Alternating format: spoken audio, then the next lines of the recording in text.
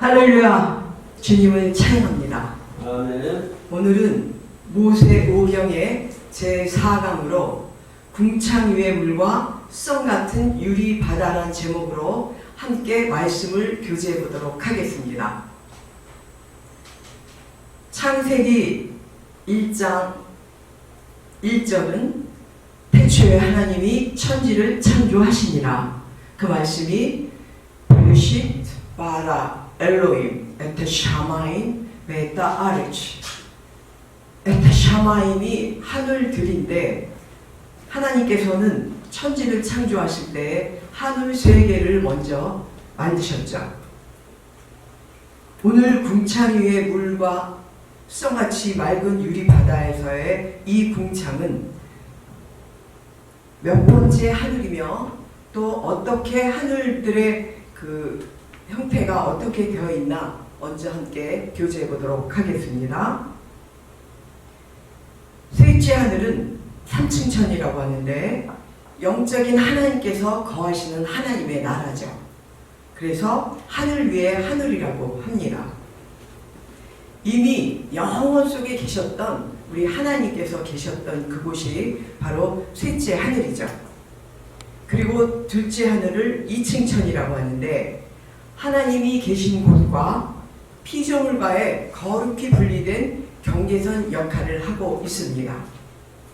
물리적으로는 무중력 상태인 창공을 말하고 있죠. 그리고 첫째 하늘을 1층천이라고 하는데, 히브리어로 라케아라고 하며 그 의미는 두드려서 넓게 붙인 판이라는 의미로 고체 돔 같은 모양을 히브리어로 라키아라고 하며 그것을 하늘이라고 말하고 있습니다. 오늘 본문의 궁창 위의 물의 이 궁창은 첫째 하늘을 말씀하고 있는 것이죠. 그래서 궁창 위의 물과 궁창 아래의 물로 나뉘시는 둘째 날의 그런 말씀입니다. 첫째 날 하나님께서는 빛과 어두움을 나누시죠. 그리고 둘째 날에는 궁창 위의 물과 궁창 아래의 물로 나뉘십니다. 셋째 날에는 궁창 아래의 물을 바다 70%, 그 다음에 마른 땅 30%로 나누십니다. 이렇게 하나님께서는 첫째 날부터 셋째 날까지 영적인 그런 생명력으로 천지를 창조하시면서 지구를 싸고 있었죠. 그래서 첫째 날은 영적인 빛으로 틀을 잡으시고, 둘째 날은 궁창 위의 물로 틀을 잡으시며, 셋째 날은 마른 땅에 하나님의 도래, 그러니까 이 땅에 하나님께서 하나님 나라를 세우시는 하나님의 도래에 대해서 이제 영적인 의미로 말씀하고 계십니다. 궁창 위의 물과 수성같이 맑은 유리바다가 어떻게 연관이 되나 한번 교제해 보도록 하겠습니다. 수성같이 맑은 유리바다는 계시록 4장 6절에 나오는데, 그 근원지가 계시록 22장 1절에 수성같이 맑은 생명수의 강이죠. 계시록 22장 1절을 보게 되면, 수성같이 맑은 생명수의 강을 내게 부이니 하나님과 및 어린 양의 보좌로부터 나서 길 가운데 흐르더라. 강 좌우에 생명나무가 있어 12가지 실과를 맺히되 날마다 그 실과를 맺히고 그 나무 잎사귀들은 만국을 소생하기 위하여 있더라 하면서 계시록 22장 맨 끝장이죠. 그 1절에 수성같이 맑은 생명수의 강이 하나님이 계신 그 하늘 보좌로부터 흘러내려서 이제 수성같이 맑은 유리 바다를 이루고 있는 것이죠. 그리고 그 수성같이 맑은 그 유리 바다가 궁창 위의 물과 연관이 되어서 하나님께서는 천지를 창조하실 때 이미 영적인 그 생명력으로 지구를 쌓고 있었다는 것입니다. 이렇게 천지 창조를 공부하다 보면 우리는 하나님의 무한하신 사랑과 영적인 생명력을 깨닫게 되는 것이죠. 성경을 보게 되면 궁창의 물과 궁창의 아래의 물로 나뉘었더라 하시는데, 하나님께서는 그 궁창의 물을 고체 도매 모양과 같이 라키아, 아까 말씀드렸죠? 그 하늘에 그 라키아라는 그 두들겨서 넓게 펼친 판이라는 모양으로 그 위에 물을 담았다라고 이제 말씀하고 있는 대목이 욥기 26장 8절에 나옵니다. 그래서 물을 빽빽한 구름에 싸시나 그 밑에 구름이 찢어지지 아니하느니라 라고 말씀하고 계신데, 그러니까 하나님께서는 지구라는 땅덩이를 딱 공중에 세워놓으시고 그 위를 물로 쌓고 계셨는데, 그 물이 바다와 땅으로 나눠지는데 그 전에 그 위에, 하늘 위에, 대기권 위에 바로 그 빽빽한 구름으로, 마치 단단히 펴서 만든 판과 같은 그 빽빽한 구름 위에 물로 덮고 있었다는 것이죠. 그러니까 하나님은 우리 인간들을 만드시기 위해서 영적인 그런 상태, 영적인 생명력으로 지구를 먼저 틀을 잡으셨다는 것입니다. 이렇게 하나님께서는 궁창 위의 물을 그 수정과 같이 맑은 유리 바다와 함께 연관해서 영적인 거룩한 하나님의 능력과 권위와 그 위엄의 그 질서를 잡아가시면서 정결함을 의미하는 궁창 위의 물이 이제 둘째 날 창조되었다는 것이죠. 이렇게 첫째 하늘과 둘째 하늘, 셋째 하늘을 보게 되면, 셋째 하늘 3층천은 우리가 성막을 보게 되면 지성소가 나오죠. 하나님의 임재. 그 지성소가 바로 셋째 하늘을 의미하는 것이고, 그리고 둘째 하늘 2층천은 그 성소와 지성소를 맡고 있는 휘장이 있죠. 그 휘장이 둘째 하늘의 그 의미입니다. 그리고 첫째 하늘 1층천은 그 땅과 바다로 나뉘었을 때 그 땅, 마른 땅이 바로 성소를 의미하고 있는 것이죠. 그래서 우리가 이제 나중에 성막 공부를 하겠지만, 그 성막 안에 있는 번제단, 물두멍, 그리고 성전 안에 들어가서 성소, 지성소로 나뉘어지는 그 모습을 보게 되면, 하나님께서 천지 창조를 하시면서 우리의 그 구원과 심판에 대한 메시지가 바로 이제 기록되어 있다는 것을 깨달을 수 있습니다. 성경은 처음부터 첫째 날부터 둘째 날, 셋째 날 이렇게 구원에 대한 메시지와 심판에 대한 메시지를 함께 전하고 있습니다. 그러니까 첫째 날은 빛과 어둠을 창조하시죠. 그래서 빛은 구원이고 어둠은 심판이고, 둘째 날 궁창 위의 물과 궁창 아래의 물에서 궁창 위의 물은 구원이고 궁창 아래의 물은 저주의 물로서 그 저주의 혼돈의 물인데, 그 혼돈의 물을 바다 70%, 땅 30% 이렇게 나뉘시면서 바다는 저주를 의미하며, 그리고 묻은 하나님의 도래, 하나님께서 이 땅에 하나님 나라를 세울 것이라는 의미가 이제 묻에 내포되어 있으며 구원을 상징하고 있는 것이죠. 이렇듯 하나님께서는 그 궁창의 물을 창조하시며 그 전에 영적인 생명력으로 첫째 날에는 빛을 창조하시고, 둘째 날은 궁창 위에 물을 창조하시고, 셋째 날에는 그 묻으로 그 구원의 틀을 세우신 것을 우리가 알 수 있습니다. 하늘 보좌 앞에 수정과 같이 맑은 유리 바다가 있다고 하는데, 우리는 하나님이 계신 빛만 있는 곳에 가려면 수정과 같은 맑은 유리 바다를 건너야 된다고 합니다. 이 땅에서 우리가 영의 사람으로 하나님 예수 그리스도를 믿음으로써 우리가 영의 사람으로 변화되고 또 영의 사람으로 자라서 이제 완전히 하나님과 함께 할 수 있는 그리스도의 신부가 된다면, 우리는 그리스도와 함께 수정과 같은 유리바다를 건널 수 있다는 것입니다. 할렐루야. 이렇게 수정과 같은 맑은 생명수의 강이 수정과 같이 맑은 유리바다가 되어서 그 유리바다로 연결된 궁창의 물에 대해서 이제 그 영적인 의미, 구속사적인 의미를 한번 교제해 보도록 하겠습니다. 첫 번째 창세기 1장부터 1장 6절로 10절 말씀을 보게 되면 출애굽기 14장 21절의 말씀과 연관이 됩니다.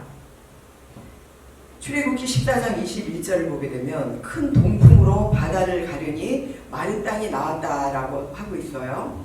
이것은 고린도전서 10장 1절을 보게 되면 세례의 의미를 말하고 있는데 구원으로 인도하는 길로 이제 세례를 받으며 우리가 물세례를 받았을 때 그 의미로 구원으로 인도하는 길을 의미하고 있죠.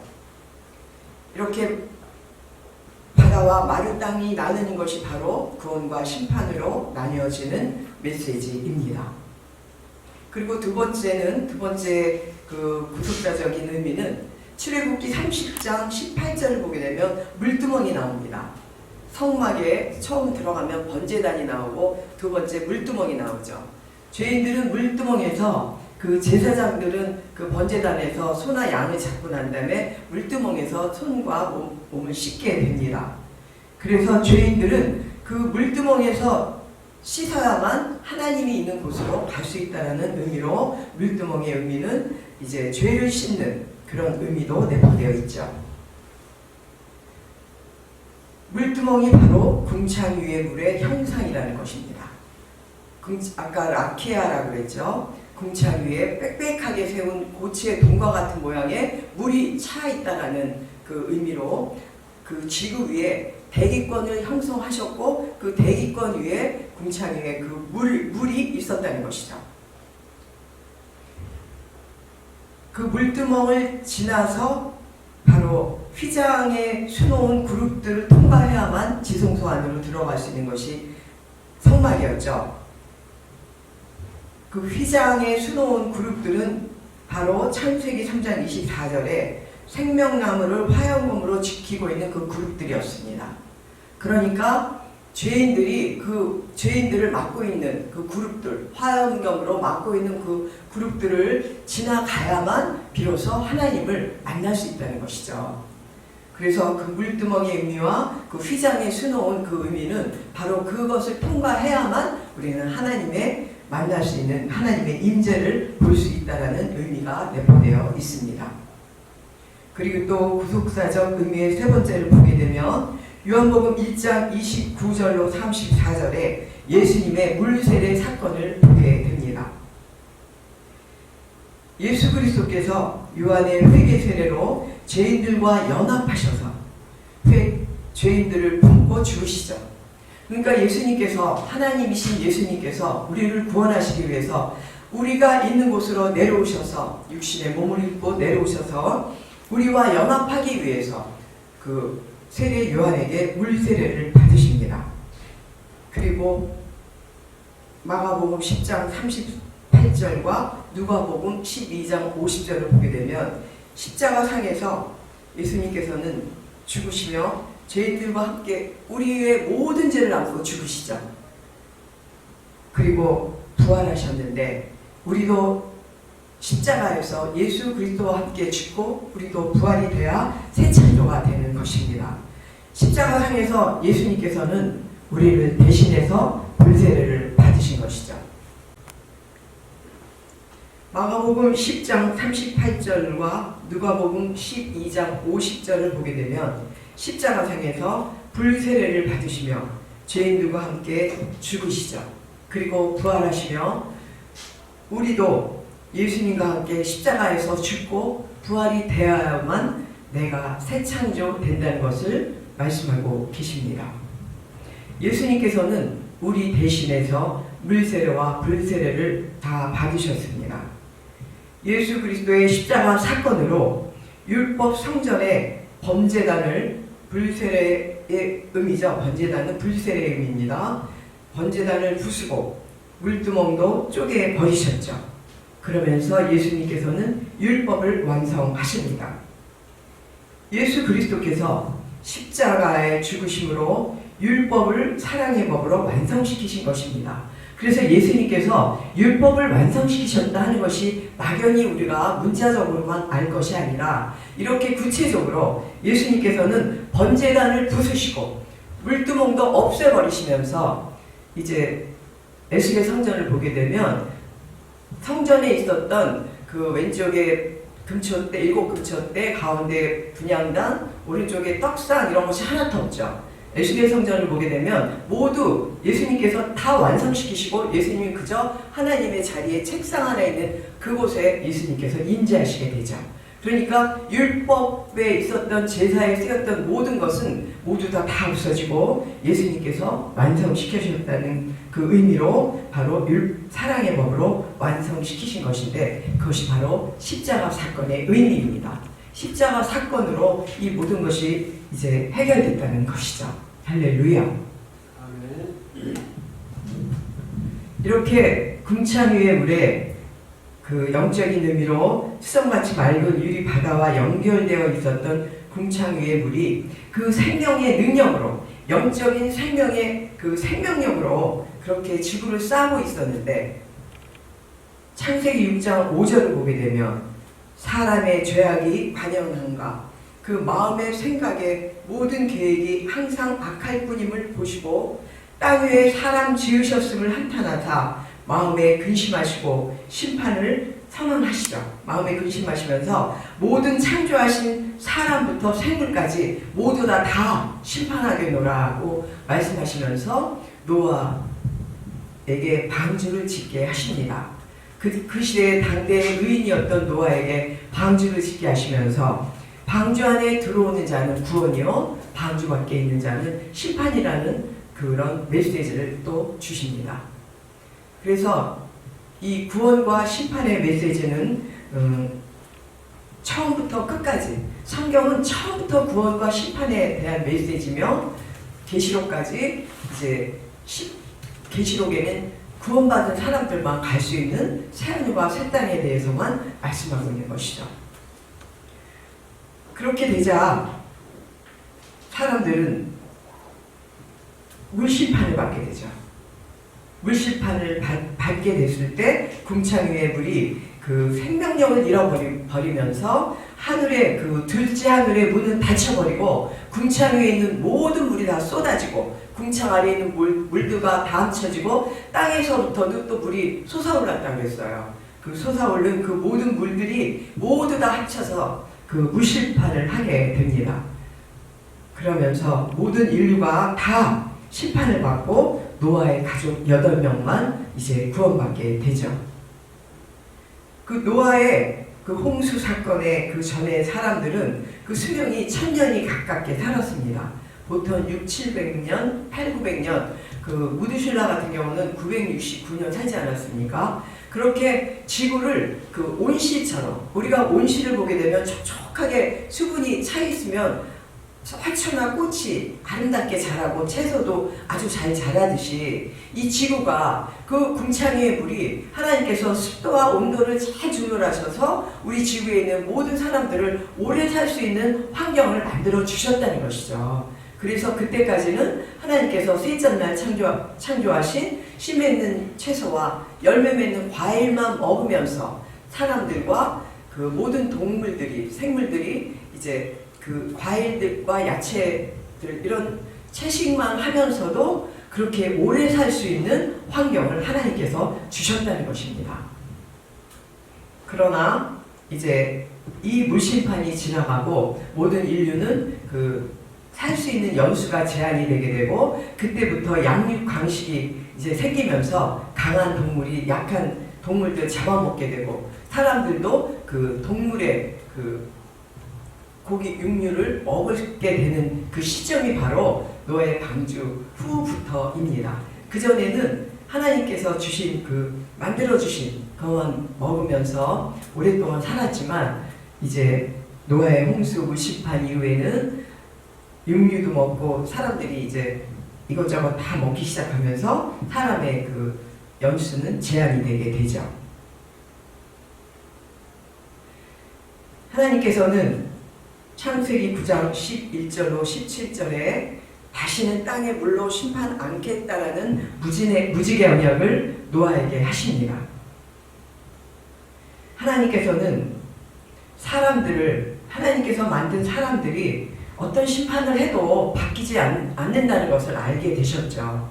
그래서 내가 심판으로 너희들을 구원하는 것이 아니라 심판으로 너희들을 변화시킨 것이 아니라 내가 대신 그 비화살도 맞아주고 또 창세기 15장을 보게 되면 횃불 언약이 나오는데 내가 대신 그 쪼갠 불 사이로 내가 먼저 언약으로 너희들을 구원해 주마 하시는 그 언약을 하시게 됩니다. 그래서 그 무지개 언약이 나오고 또 창세기 15장에는 횃불 언약이 나오게 되는 것입니다. 그러니까 하나님께서 만드신 우리들을 내가 먼저 구원시켜 줄게. 도저히 너희들 힘으로는 구원받을 수가 없다는 걸 아셔서 이제 우리들을 구원시키시기 위해서 우리 주 예수 그리스도께서 직접 우리에게 오셔서 우리를 구원해 주시는 것입니다. 3강에서 빛으로 참빛으로 오신 우리 주 예수 그리스도에 대해서 우리가 같이 교제를 했는데 오늘은 이제 예수님께서는 무지개 언약을 하시며 그 비화살을, 그 무지개 모양이 우산 모양이잖아요. 내가 그 비화살, 그 물심판이 오더라도 내가 막아줄게. 내가 막고 내가 죽어줄게 하는 그런 예수님의 언약이 내포되어 있는 십자가 사건의 의미가 내포되어 있습니다. 그러니까 우리는 처음부터 구원과 심판의 의미로 하나님께서 성경 천지를 창조하시면서 그 안에 모두 십자가 사건의 의미가 내포되어 있다는 것을 깨달아야 됩니다. 그래서 성경은 처음부터 끝까지 십자가 사건의 의미가 내포되어 있고 하나님의 언약과 그리고 그 구원과 심판에 대한 그 메시지가 처음부터 하나님께서 기록하고 있음을 우리는 알게 됩니다. 아멘. 에스겔서 1장 26절과 28절을 보게 되면 이제 26절과 27절은 예수 그리스도의 형상에 대해서 말씀하고 있어요. 그리고 28절을 보게 되면 그 사면 광채의 모양은 비오는 날 구름에 있는 무지개 같으니 이는 여호와의 영광의 형상의 모양이다. 내가 보고 곧 엎드려 그 말씀하시는 자의 음성을 들린다 라고 말씀하셨는데 이렇게 예수님께서는 그 형상, 여호와의 영광의 형상의 그 모양으로 계시면서 그 예수 그리스도에게서는 무지개의 빛이 이렇게 비춰지고 있었다는 것이 에스겔이 바로 보고 기록하고 있는 것이죠. 에베소서 2장 14절을 보게 되면 그는 우리의 화평이시니라 둘로 하나를 만드사 중간에 막힌 담을 허시고 라고 말씀하고 있는데 바로 우리 주 예수 그리스도의 십자가 사건으로 닫혔던 하늘문이 다시 열리게 된다는 뜻입니다. 이렇게 예수님께서 하나님께서 닫혀버리신 그 둘째 하늘이 그 예수님의 십자가 사건으로 다시 하늘문이 다시 열리게 됐다는 것이죠. 그리고 마태복음 27장 51절을 보게 되면 예수님께서 십자가상에서 쏘청하시며 그때 바로 성소의 휘장이 찢어지며 하늘문이 열렸다라고 말씀하고 있죠. 그러니까 성소의 휘장이 찢어졌다는 것은 첫째 하늘과 그 셋째 하늘을 가로막고 있던 그 휘장이 찢어진 것이죠. 그러니까 지금 우리가 예수 그리스도의 십자가의 공로로 이 첫째 하늘에서 우리가 기도하면 셋째 하늘로 바로 올라갈 수 있도록 하나님 예수 그리스도께서 하늘문을 활짝 열어놓으셨다는 것입니다. 그러나 어떻습니까? 사단 마귀는 계속 하늘문을 막으며 우리의 기도를 방해하고 있죠. 그래서 우리는 끊임없이 기도하며 쉬지 않고 기도하며 이제 말씀과 찬양으로 하늘문을 열어놓고 우리는 하나님과 교제해야 되는 줄 믿으시기 바랍니다. 아멘. 이렇게 하나님께서